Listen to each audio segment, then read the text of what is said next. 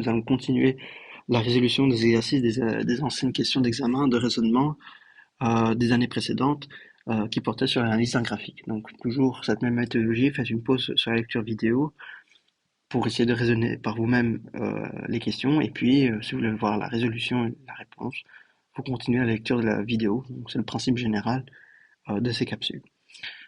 Question 1, le graphique représente donc l'évolution du taux de mortalité en Belgique de 1950 à 2020 pour les hommes et les femmes, dont le taux est exprimé en pour 1000.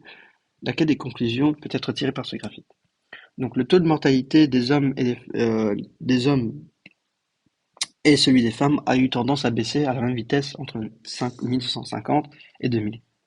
Est-ce que c'est vrai ou faux? Eh bien, vous voyez que la courbe, le bleu et le rouge, enfin rouge-orange, représentent les femmes, le bleu représente les hommes. Si vous faites la pente, vous voyez que la pente pour les deux sexes ne sont pas identiques. Et rappelez-vous votre définition en maths, quand on parle du taux de variation de quelque chose sur le temps, ça représente en quelque sorte la vitesse. Enfin, c'est plus de la physique, mais bon. Donc, la variation du taux de mortalité en fonction du temps, donc ce taux de variabilité en fonction du temps représente donc la vitesse du taux de mortalité. Et donc, cette pente représente cette vitesse. Et donc, comme les pentes sont pas identiques, donc les vitesses sont pas identiques, donc même vitesse, pas du tout. Ce n'est pas le cas, c'est pas la même vitesse parce que les pentes ne sont pas identiques. Donc, la proposition A est fausse. Pour la B, eh bien, on dit qu'à partir de 2005, il meurt chaque année à peu près le même nombre d'hommes et de femmes. Eh bien, c'est faux parce que pourquoi? Car nous ne connaissons pas la proportion d'hommes et de femmes dans la population pour chaque année, ni même l'effectif total, encore moins. On ne sait pas déduire le nombre exact d'hommes et de femmes qui meurent chaque année. Parce que on a beau à connaître le taux de mortalité, c'est chouette, mais c'est pas assez. Parce qu'on doit connaître l'effectif total. Donc rappelez-vous, pour trouver le nombre de décès, par exemple d'hommes, comment on fait? On fait le taux de mortalité d'hommes fois l'effectif total d'hommes dans la population pour une année précise. Pour trouver le nombre de décès de femmes décédées, c'est le taux de mortalité de femmes fois l'effectif total de femmes, voilà, dans la population à une année donnée. Or, on connaît ni l'effectif total d'hommes dans une population à une année donnée et ni l'effectif total de femmes dans une population à une année donnée. Donc, on ne connaît pas l'effectif pour chacun des sexes. Donc, on ne sait pas trouver le nombre de décès. Donc, forcément, la B est fausse. Ensuite, on vous dit sur 100 000 personnes, donc pour la C, 100 000 personnes, on a entre 1000 et 1200 qui sont morts chaque année dans la période qui va de 1980 à 2000. Donc 1980 à 2000. On va effacer tout ça. Voilà. Entre, entre 1980, donc ça doit être ici, et 2000 ici. On regarde en termes de nombre de personnes, donc on parle du total, donc on doit regarder quelle courbe? La courbe grise. Donc, ici, en 1980, on est plutôt vers les 12 pour 1000, alors que ici, pour les années 2000, on a tendance à être dans les 10 pour 1000. Donc si vous voulez trouver sur 100 000, parce qu'on vous demande sur 100 000, ici, sur 100 000, vous devez juste multiplier par 100 le dénominateur et le numérateur. Et à la fin, vous allez avoir 1200 sur 100 000, et à la fin, 1000 sur 100 000. Est-ce que c'est le cas? On a bien 1000, on a bien 1200, on a bien 1000 et 1200, donc ce qui est correct. Donc là, c'est la bonne réponse. Donc là, c'est est correct, car en effet, ce qu'on lit sur le graphique entre 1980 et 2000, le taux de mortalité globale est compris entre 12 pour 1000 et 10 pour 1000. Donc si on multiplie par 100 les valeurs, autant sur le numérateur et le dénominateur, on va obtenir 1200 pour 100 000 et 1000 sur 100 000. Donc c'est bien ces valeurs-là qui sauvent de 1980 à 2000. Donc par élimination, la D est fausse parce qu'il n'y a qu'une seule réponse à cocher. Alors on va expliquer pourquoi. Donc j'efface tout ça. Donc la bonne réponse est la C, comme ça on s'est dit. Mais pourquoi la D est fausse? Eh bien, le taux de mortalité des hommes et des femmes sont à peu près égaux depuis 2010. Si cet état de choses se maintient dans l'avenir, la population belge sera un jour composée de parts égales d'hommes et de femmes. Encore une fois, c'est comme pour la B. Euh, tiens, j'ai pas effacé. Donc, comme pour la B, c'est on ne connaît pas l'effectif total en 2010. Donc c'est vrai que le taux de mortalité en 2010 sont identiques, mais est-ce que l'effectif total donc d'hommes et de femmes sont pour autant identiques? Donc ça vrai que le taux de mortalité sont identiques, ok? Donc ça a l'air, ok, en voyant le graphique. Mais est-ce qu'il y a autant d'hommes et de femmes dans la population? Malgré que on sait qu'il y a un certain nombre de décès sur 1000 habitants qui est identique autant chez les hommes que chez les femmes, est-ce que ça c'est en termes de nombre de décès, c'est identique? Bah, on n'en sait rien, parce que ça dépend de l'effectif. Si ça se trouve, l'effectif d'hommes et de femmes sont différents.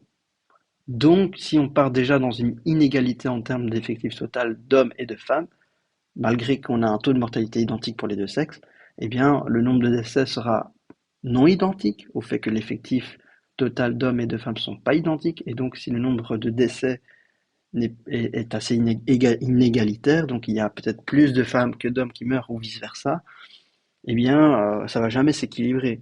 Et même ce graphique ne dit rien sur l'avenir. Ça nous donne juste pour des instants précis, donc on ne peut pas déduire facilement de ce qui va se passer dans l'avenir, et premièrement. Et deuxièmement, on ne peut pas savoir, sans savoir bien sûr l'effectif propre de chaque sexe pour l'année 2010, pour un peu évaluer ce qui pourrait arriver dans le futur. Donc voilà, donc la D est fausse, donc la bonne réponse est la C. Pour la question 2, ici c'est un graphique qu'on vous présente l'évolution de l'espérance de vie. Donc rappelez-vous l'espérance de vie, on l'a bien expliqué dans le cours théorique du chapitre 1 de mes capsules vidéo de raisonnement. Donc ça, je ne dois pas rappeler qu'est-ce que c'est encore. Donc voilà, c'est la durée de vie entre la naissance jusqu'au décès. Donc selon le sexe, que ce soit un homme ou une femme. Et alors laquelle de ces propositions suivantes ne peut pas être déduite du graphique? Donc bien sûr, les propositions ici, on peut les traduire. Et je le mets ici la traduction. Donc la proposition A, entre l'espérance de vie de la naissance des femmes et des hommes tend à diminuer depuis 1990. C'est le cas, regardez, ça se rapproche. On voit que ça converge plus ou moins. Ça converge pas, mais on va voir que ça se rapproche. Et donc, est-ce que ça se rapproche? Oui, ça se rapproche. C'est quelque chose qui peut être déduit par le simple fait de l'observation du graphique. L'espérance de vie de naissance des femmes est actuellement supérieure d'environ 4 ans à celle des hommes. Est-ce que l'espérance de vie des femmes est supérieure que celle des hommes? C'est le cas, la courbe rose est supérieure à la courbe bleue, déjà ça. Quel sexe est supérieur à l'autre? Et en plus, on vous dit actuellement, donc actuellement, est d'environ 4 ans, supérieur d'environ 4 ans. Donc actuellement, ça veut dire qu'on ne regarde pas avant, on regarde pour 2020, 2019, 2020, ici c'est 2020, parce qu'actuellement en 2020, enfin la question est ambiguë parce que ça dépend de ce qu'on parle, est-ce qu'actuellement c'est au niveau du graphique ou à la question, bon, on va dire qu'actuellement c'est en termes de graphique, donc 2020, c'est actuellement, et donc c'est la valeur la plus récente, en tout cas sur le graphique, c'est ça que ça veut dire actuellement, et supérieur d'environ 4 ans, ben, on regarde ces différences, donc 84 moins 80, ça fait bien 4 ans, donc environ ou égal, plus de 4 ans, ce qui est le cas. Donc oui, ça c'est oui, il n'y a pas de souci, donc oui pour la B. Euh, Ici, on vous dit pour la C, l'espérance de vie à la naissance des femmes augmente de moins en moins vite depuis 1960. Donc, est-ce que c'est vrai que l'espérance de vie des femmes augmente de moins en moins vite et comment le démontrer? Donc, à partir de 1960, est-ce que ça c'est moins vite? Ça, c'est quelque chose qui, l'espérance de vie, on ne sait pas déduire ça, c'est pas cette histoire de pente, même elle est assez ambiguë. Donc là, c'est par conseil, c'est ambigu. On va commencer par éliminer d'abord les propositions qui sont les plus simples à vérifier et par élimination, la proposition la plus compliquée à la fin. Donc la A, la B, on sait que c'est pas les bonnes réponses parce que nous on cherche ce qui ne peut pas être déduit. Et alors pour la D, tant l'espérance de vie à la naissance que celle des hommes a augmenté d'au moins 35 ans depuis 1885. Donc est-ce que depuis 1885, ok, est-ce qu'aujourd'hui l'espérance de vie a-t-elle augmenté de minimum 35 ans? Donc d'au moins 35 ans depuis 1885. Eh bien ici, on peut voir que là on avait à 4 ans, ok, donc l'espérance de vie était augmentée. Mais est-ce que ça a augmenté pour autant d'au moins 35 ans depuis 1885? Eh bien, regardez, vous voyez cette valeur-là, et vous regardez cette valeur-là. Donc ici, supposons on est à 40, allez, 45, donc 35 ans. Vous avez compris que on est dans le large vers les 80 ans. Est-ce que c'est le cas chez les hommes? C'est vrai.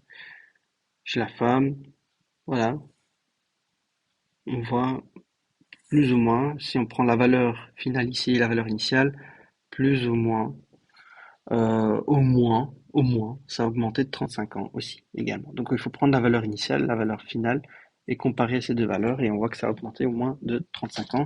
Donc la D est juste. Et alors pour la C, par élimination, c'est la seule qu'on va prendre et qui est la bonne réponse. Et alors pourquoi?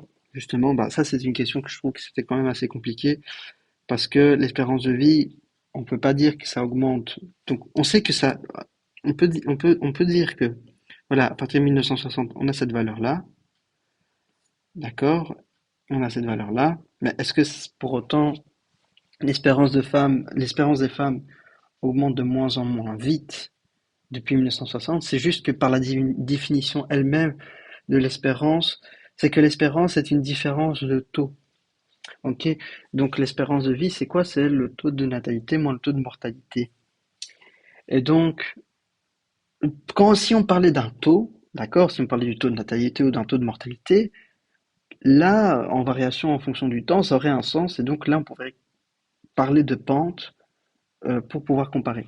Mais le problème, c'est que dire que l'espérance de vie d'une femme qui augmente de moins en moins vite, ça ne veut pas dire grand-chose parce que, vu que l'espérance de vie, c'est taux de natalité moins taux de mortalité, c'est qu'on a un double effet entre deux pentes différents pour une même expression. Donc l'espérance et taux de natalité moins taux de mortalité, ben voilà, est-ce que ça évolue plus vite ou moins vite? Ça, on n'en sait rien. L'espérance de vie n'est pas quelque chose qui est évolutif, ok? C'est juste une différence entre deux croissances différentes. Donc l'espérance de vie, rappelez-vous, c'est mon tout premier cours, toute première capsule vidéo du chapitre 1, quand j'avais parlé de l'espérance de vie, le taux de natalité, si ça se trouve, peut être tellement plus élevé que le taux de mortalité peut compenser, ou vice-versa, etc., etc. Donc voilà, ça c'était tout ce que j'avais expliqué dans la première capsule vidéo. Donc ceux qui ont zappé mes cours théoriques pour juste faire des exercices, bah voilà, vous êtes plantés droit dans le mur parce que vous n'avez pas maîtrisé la théorie.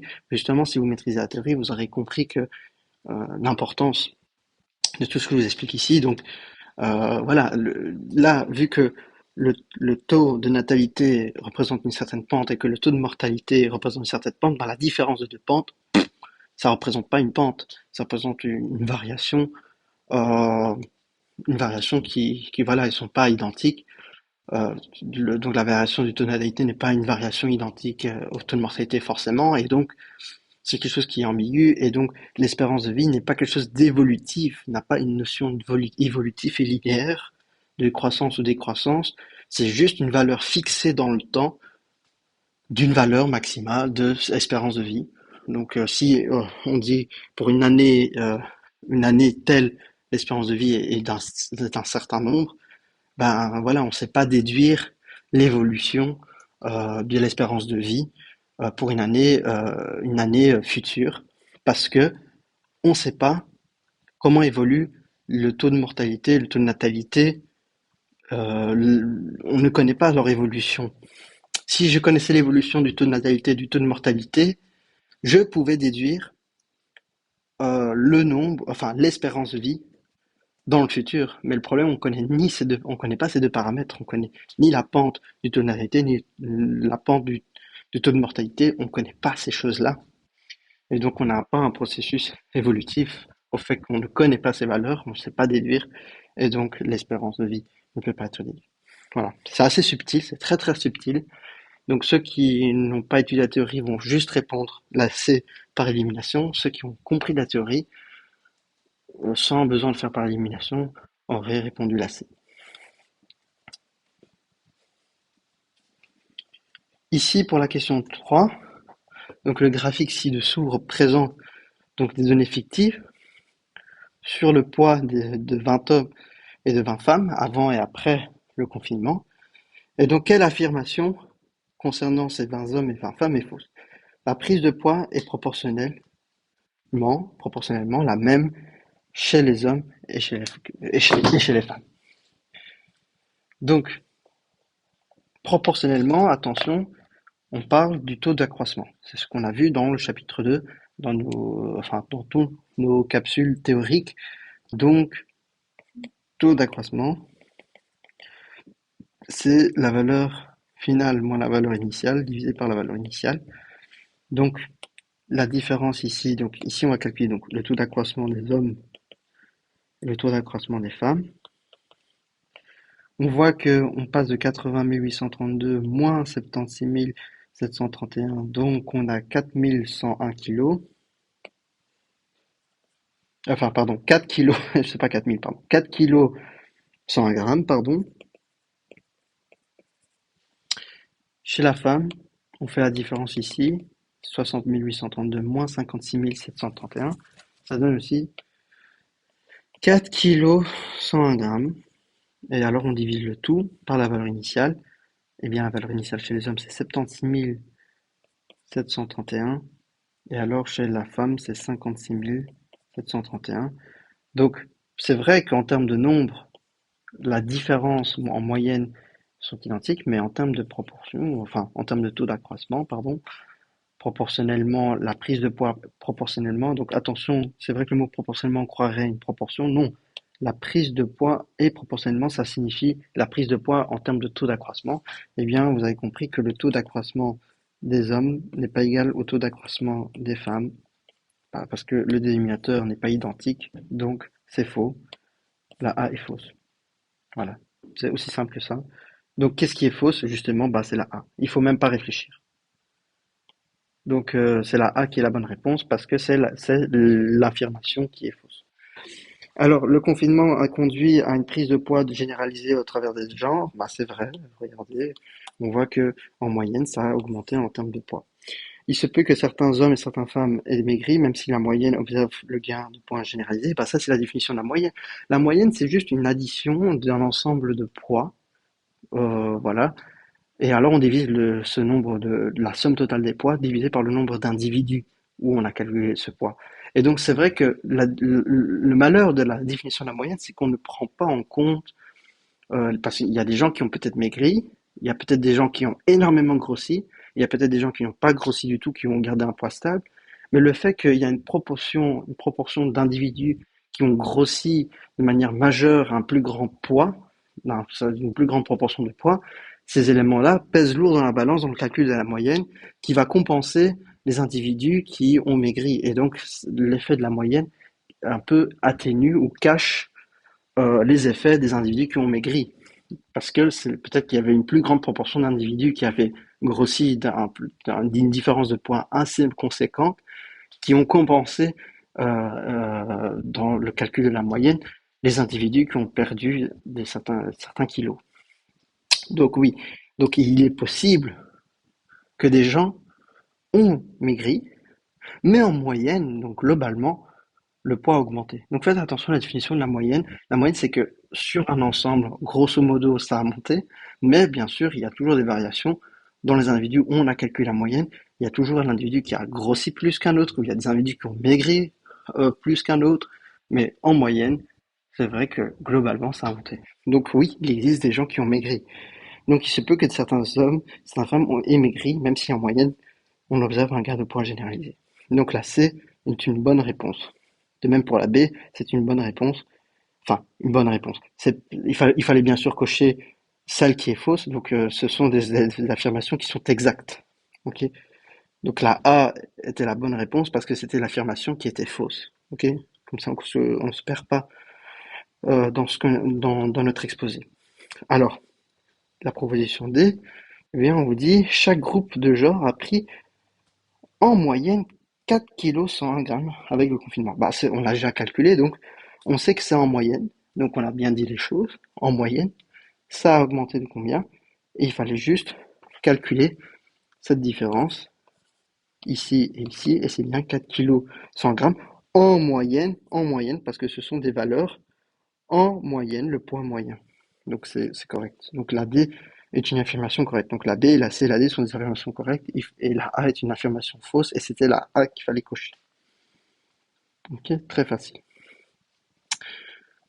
Alors ici, exercice qui a posé beaucoup de problèmes aux gens parce que c'est vrai qu'on parle de pente et tout, etc. Mais faites attention, ici on parle de deux axes à leur donner qui sont différents. Et donc, comparer des pentes n'a aucun sens quand on a deux axes différents. Vous allez comprendre tout de suite de quoi je suis en train de parler. Donc ici, on vous montre un graphique qui représente le nombre de personnes atteintes d'une maladie hépatique dans un hôpital, ok, d'année en année, le nombre total, et on vous donne la proportion d'individus qui sont malades, qui ont une maladie hépatique due à l'alcool, par un autre graphique. Et alors, bien sûr, vous allez déduire que la courbe en, en orange représente le pourcentage d'individus qui sont malades, enfin qui ont une maladie du foie due à l'alcool, alors qu'en bleu représente le nombre total de nombre de cas de personnes atteintes d'une maladie hépatique. Parmi les affirmations suivantes, laquelle, concernant le patient traité, peut-on déduire du graphique? Alors, déjà, il faut éliminer, soyez stratégique, éliminer les propositions qui sont facilement vérifiables. Donc, on vous dit, concernant les gens qui sont malades d'hépatite due à l'alcool, en 2013, ça dépasse la centaine. En 2013, c'est inférieur à 50. La CELAD, on va regarder.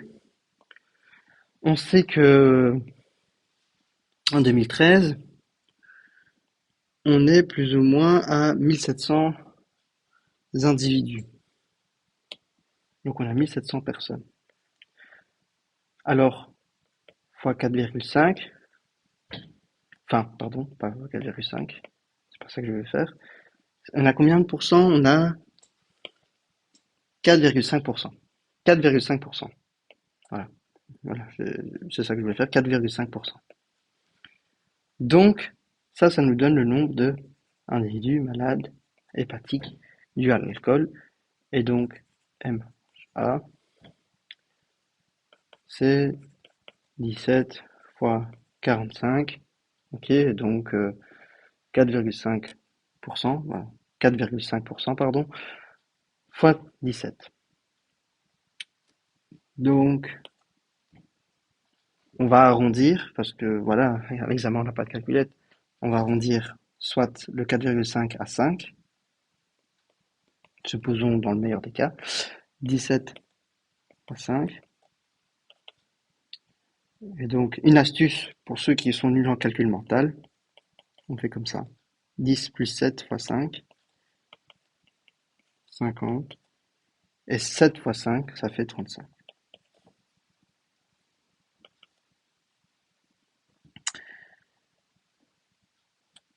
Donc, ici, on a 85. Environ.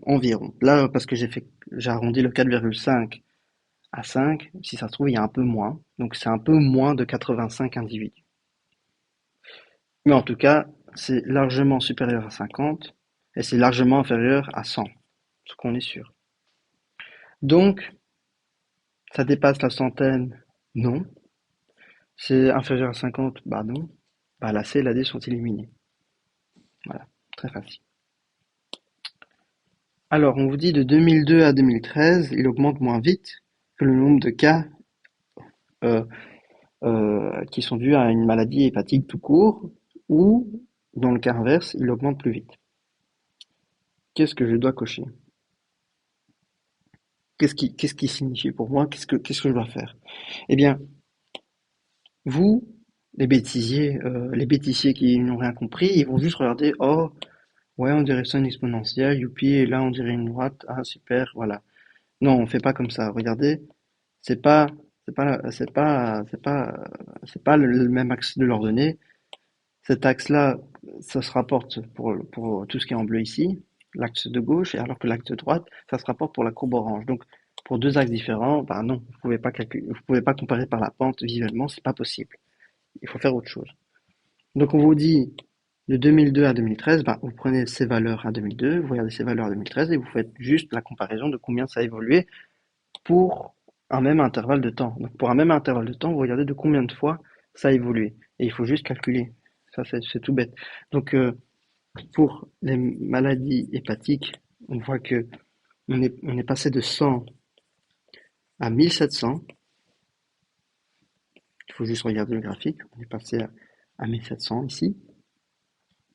Donc, on a été multiplié de 17 fois.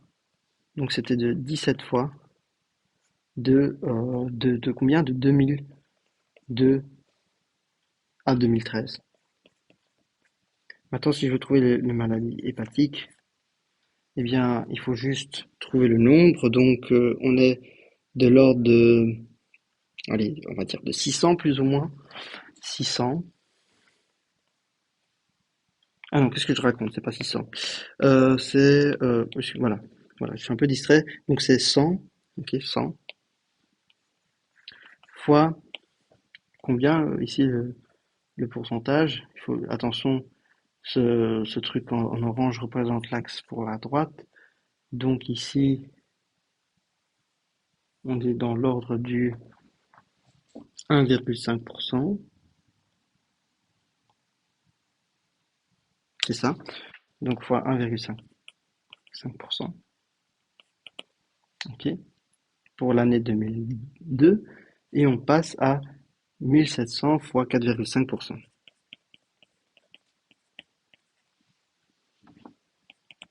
Voilà. Donc, on passe de 1,5 euh, à un nombre. Donc, ça m'embête, hein, les petits chiffres à virgule. Donc, moi, j'aurais dit 5%. OK. Et donc, ça fait 85, on va dire. Et donc là, le 1,5, on l'arrondit à 1. OK? Et on passe à 85. Je fais en sorte que, je sais qu'à l'examen, vous n'avez pas de calculette. Donc soyez astucieux et arrondissez un peu. C'est vrai qu'on peut pas être à la virgule près. Donc soyez astucieux, arrondissez légèrement, mais en sachant que ce que vous êtes en train de faire. Donc là, on voit que ça a augmenté de 85 fois. Donc, qu'est-ce qui s'est passé? Donc là, on a compris que ça a augmenté de 17 fois de 2002 à 2013, alors qu'ici, ça a augmenté de 85 fois de 2002 à 2013.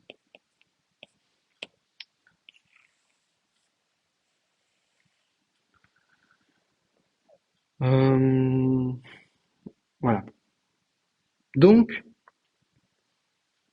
ça a augmenté plus vite. Donc, pour les malades. Donc, ça, c'est pour les MHA. Là, c'est pour les MH. Donc, on voit que les maladies hépatiques alcooliques ont augmenté de 85 fois pour la même période, comparé aux 17 fois pour la même période pour les maladies hépatiques. Donc, ça a augmenté, bien sûr, plus vite que pour les maladies hépatiques. Donc, ça a bien augmenté plus vite.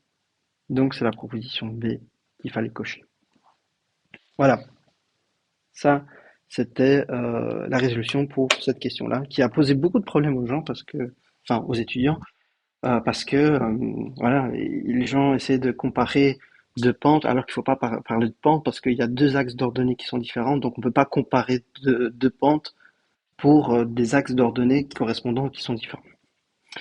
Donc faites attention, voilà. Moi, j'ai remarqué aussi qu'on peut être distrait très rapidement. Regardez, moi, pendant la correction, sachez qu'avant de faire mes vidéos, je m'entraîne plusieurs fois sur ma manière d'expliquer les choses.